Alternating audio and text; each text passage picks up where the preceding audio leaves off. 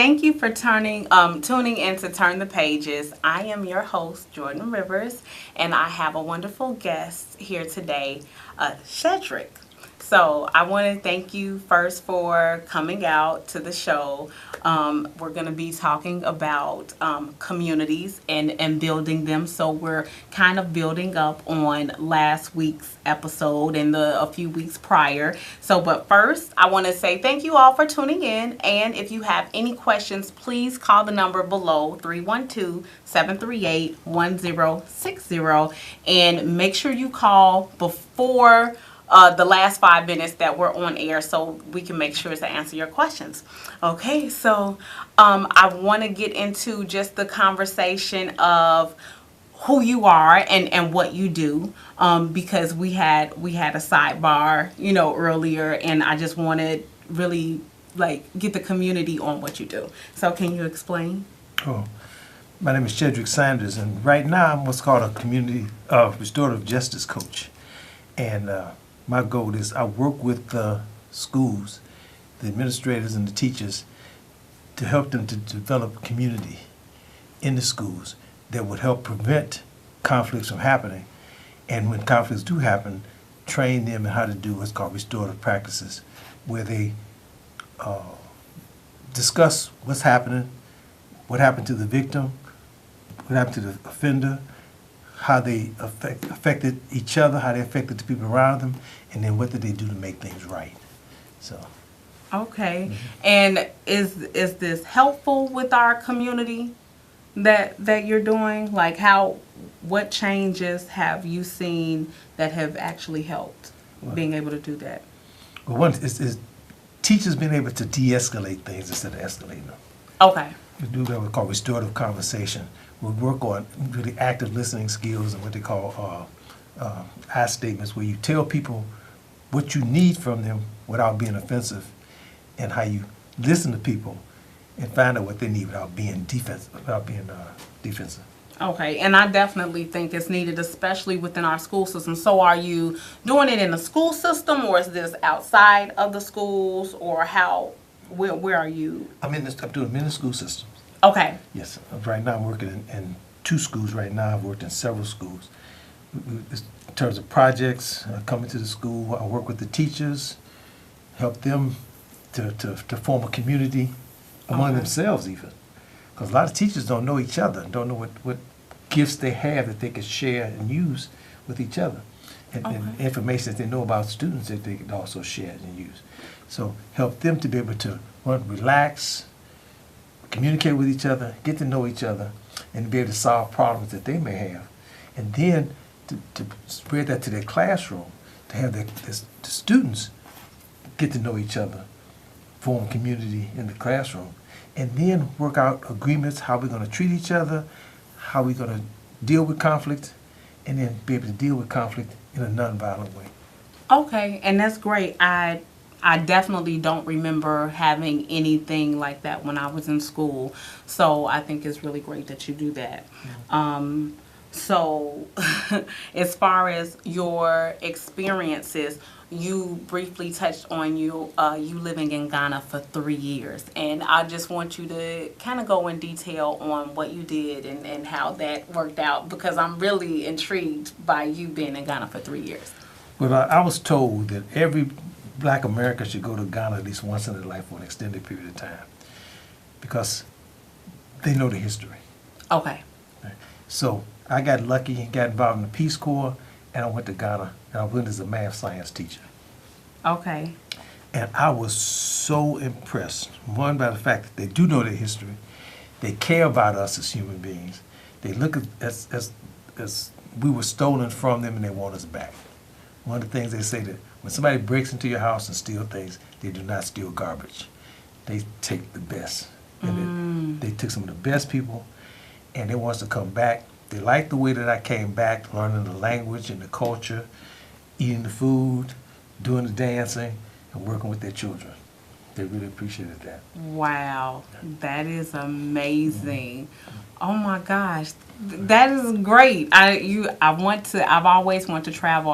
Always want to go to Africa, and I know there are a few companies that actually have a DNA testing where you can figure out where you come from. So I'm definitely going to look that up and do it just to see where my family originates from. So I think that's great. You mentioned the conflict resolution of how people in Ghana solve their problems, and I would like you to just explain that. Well, mediation and restorative practices is traditional there. They look at it as they don't want you to be a stranger there long. When you come there, they try to bring you into the community as best they can. They take you around, get you to meet everybody. And as a member of the community, they realize you don't want to hurt the community when you feel a part of it, if you feel that you belong. But if something does happen, if there's a conflict, they don't want to see their community members and their brothers and sisters fighting each other. So what they do is they get in between you, separate you, and allow you to vent, let you get your feelings out. Okay.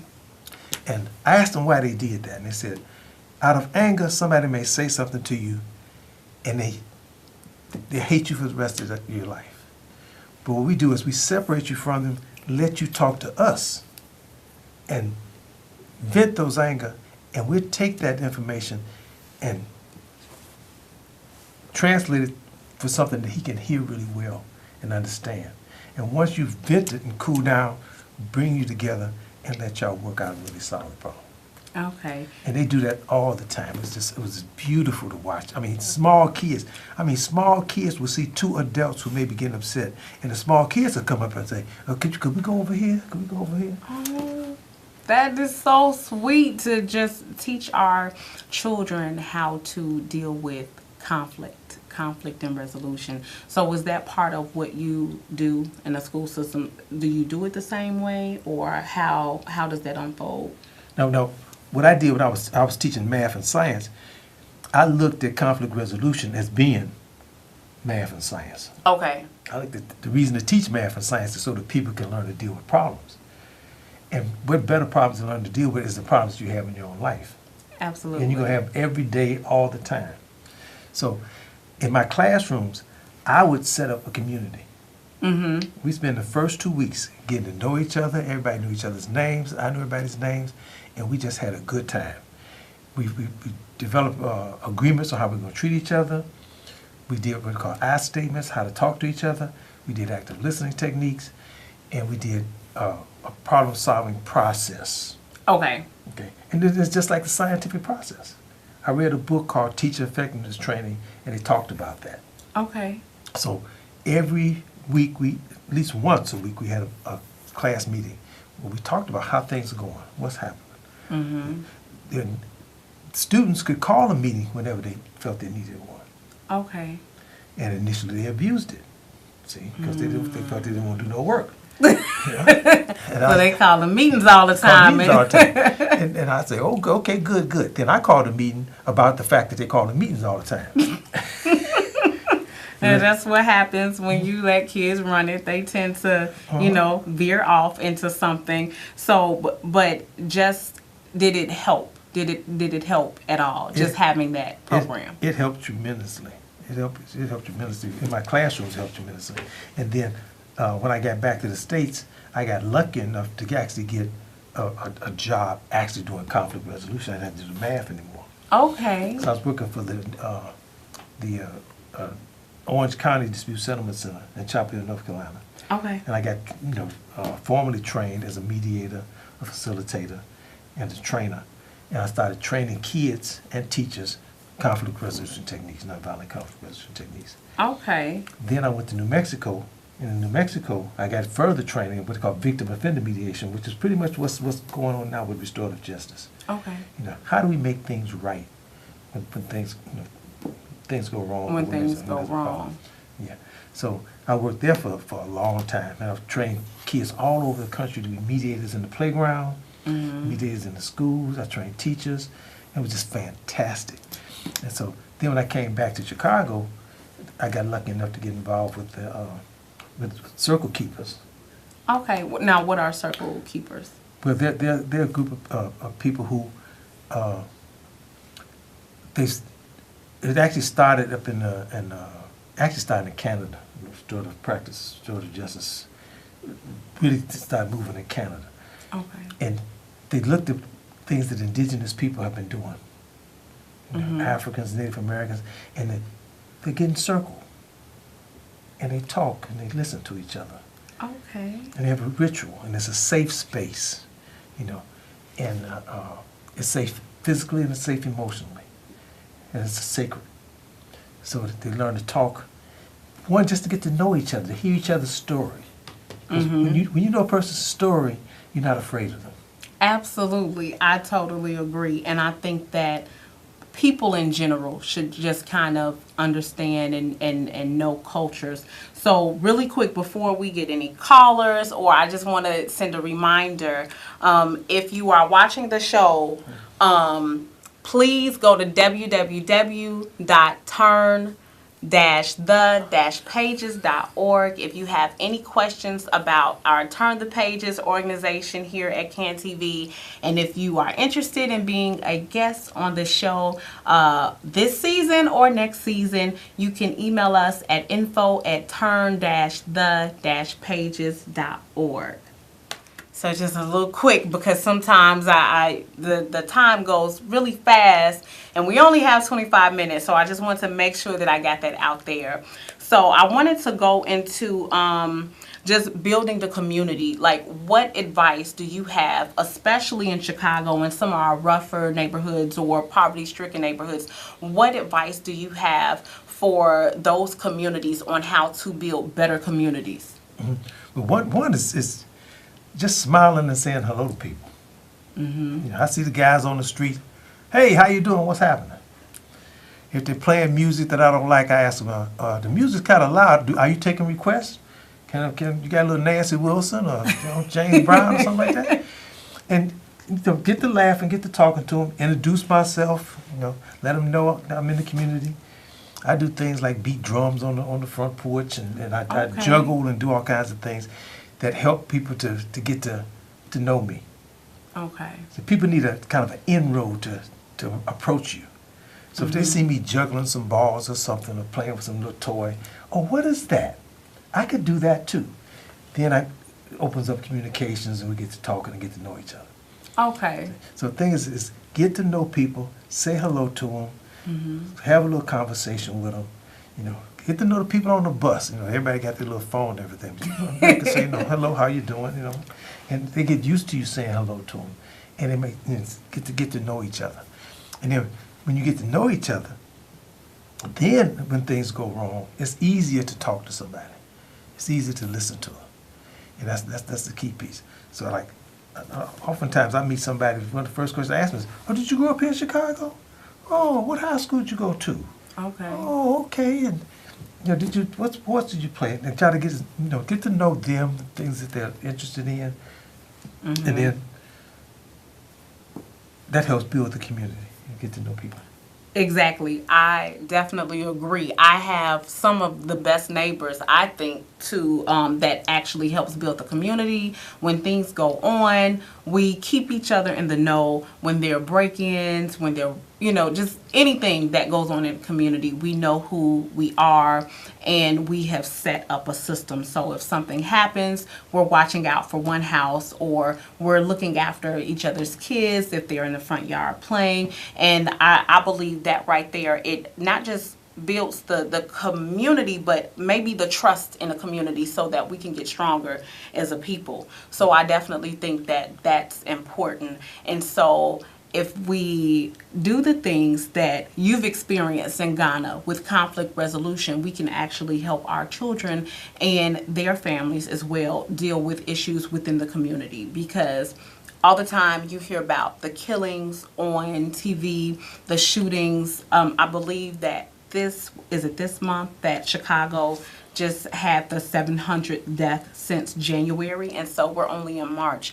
And I feel that part of that is the lack of jobs, the lack of parenting, and the strong community that we don't have, but we definitely want. So I think a lot of it too is that the kids don't think people are paying attention to them anymore. Mm-hmm. See, and like now, I'm an old guy. When I grew up, people knew me. They say, "That's Shedrick, Rachel's son, Lester's son, Sabella's brother." They knew me. They knew who my family was and things like that. And when I'm walking down the street and I see somebody, hello, I knew they knew me. Mm-hmm. I knew good things gonna get back, bad things gonna get back. So if I know they're watching for good stuff, I'm gonna try to give them as much good stuff as I can give them to send back to my people. See, and I think this happens at the schools. It's a lot of times at the schools, a kid does something wrong, we'll call them. Mm-hmm. Call home. We'll actually video them doing bad things so we can have evidence to show their parents. And I advocate for the teachers, pick out 2 or 3 kids and notice 2 or 3 things that they did well and call their parents and give them a good report. I think that's great. You know, sometimes just call the parents, say, I'm just checking in, how's everything going, how you doing? You know, I'm your son's teacher and I just want to get to know you a little bit. I heard you make some good banana pudding. I wonder if I could come back and get some. But I mean, to really have fun, get to know people, laugh more, smile more, spend less time trying to get kids to walk in a straight line and maybe get them to walk in a V like geese. Yeah. And do line dancing, do different things. But one of the big problems is the big rush that we have to cram knowledge and stuff into kids. Mm-hmm. And get them into the workforce instead of letting them be kids. And the other thing is the technology today is designed to addict all of us. And our kids are more prone to the addiction than us old folks are. Now, I know I'm bad enough. Myself, my daughter somebody gave my daughter Mario Brothers. And I said, okay, I'm gonna supervise. I'm gonna work with her. 2 o'clock in the morning, both of us up playing Mario. Luckily it broke, and I said none of these is getting into the house anymore because I knew it was addicted. Now they're even better because when you play a game, you're constantly giving them more information and data to hook you with. Mm-hmm. So they come back. They know what you like. They know what you're doing. So they hook you with it. So in the schools now, a lot of big problems is the phones. People feel they got to have their phones in their hands, and they got to be able to call home. They got to be able to do this or that with their phone. And teachers are fighting kids about phones. And things escalate. It gets worse. Somebody have a problem in school, they could call relatives and to people come up outside to the of school come to the school to help them. Mm-hmm. And things like that. So we need to work out ways to one, use the phone in a positive way. Mm-hmm. Help the kids understand what's happening to them, what's happening to their brain. We need to talk very early in life. We need to teach kids languages and about their body, what's happening to their body, what's happening to their brain, and get them to read about different cultures, different places, different things, and then go out on excursions. There are fantastic museums and things all over Chicago. There are. Different cultures and stuff. You can go and eat the food. They cook the food for you and do all kind of things for you. And we should be out there doing that, getting to know each other. Yes. So that you can walk through a part of town and look up and see somebody and say, hey, how you doing? And maybe say hello in their language or something. And, And keep moving. And build that community. Spread the community out. So it's you got your community and you're not afraid to go into another neighborhood. Because that's also part of your community. You start seeing that as part of your community too. Okay. I definitely agree. And to piggyback off something you said that you mentioned the museums. And what a lot of people don't know is you can actually go to the Chicago Public Library. There are 80 locations, and you can go have your library card on hand and get a museum pass. And it admits a family of 4 into a museum. I believe Brookfield Zoo may do that as well. So when you're talking about exposing and building your community and getting knowledge, we have so many resources, and sometimes people aren't even aware of what's actually out there. So I suggest go to the Chicago Public Library and see what they have to offer, and get a book. and read. You never know what you can get your hands on that will definitely excite you.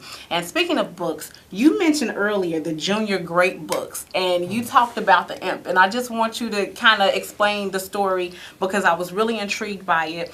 But you also brought in the information where you said it was to read the story and do a question. Is it question and answer, a discussion about it? But they actually read the book, maybe draw pictures about things, identify characters in the book that they may identify with, and then get in a circle and actually discuss some kind of crucial question that's happened in the story. Okay. Like I was talking about the imp in the basket. This priest found this, what they call an imp, and the imp is the devil's child. And he found this child in the fire. And he didn't know whether he was saving the child or not, because if it's really an imp, he loved being in the fire. Okay. But he said it's a baby. So he took the baby, saved the baby, nurtured the baby, and then the townspeople got all upset about him having this baby. And the question was, should he have saved this baby? And so the kids have to discuss that. But wait a minute. Right now we have a caller. Caller, are you there? Yes, I am. Hi, how are you? Thank you for tuning in tonight. Do you have a question or comment for us?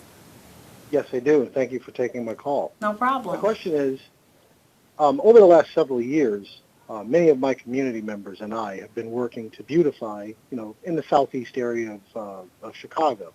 And what we found is that it seems like our community members, the other people who actually don't help with the community involvement that we're doing, community work we're doing, they don't really want the improvement that we make because they continue the same behaviors.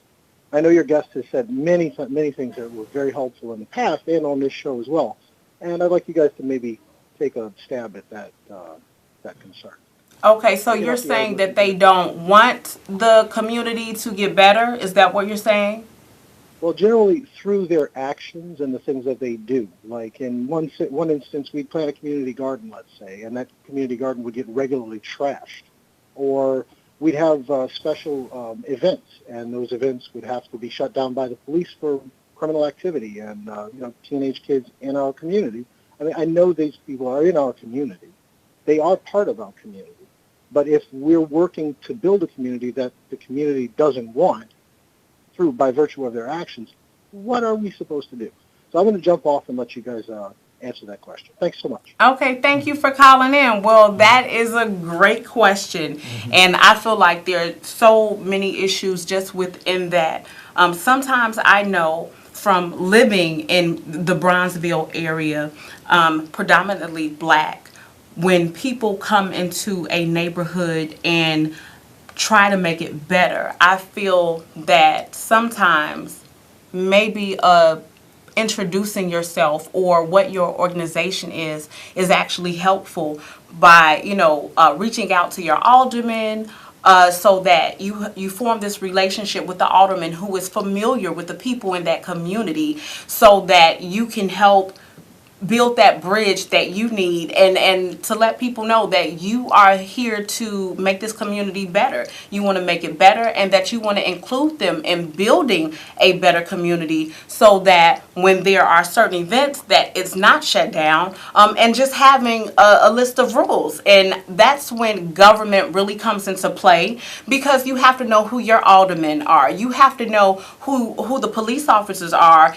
and just about the meetings that they have on a weekly and monthly basis. So when anyone is coming into the community, whether it's a business, it's making yourself aware or making others aware of who you are and what your intentions are, and that you actually want to include them. And if there are problems that still exist, then that's when, the legal matters. The police have to come out, or maybe have events and shut some people out, just because you have to keep a healthy environment. So hopefully whenever anyone comes into a community, you're contacting the people within a community and the aldermen so that you are building a bridge and maybe offer things that they want so that you can get to know the people as much as you can within that community. So this time, we never have enough time, and that was a wonderful question. So I want to thank you, Shedrick, for coming in and just talking to the people, talking to the community. I think that was an awesome question. But I'm Jordan Rivers. I'm your host from Turn the Pages, and I'm so glad that you tuned in, and I hope you tune into our last show next week. So just remember, turn the page. Please remember to do that. It will change your life. Have a great day.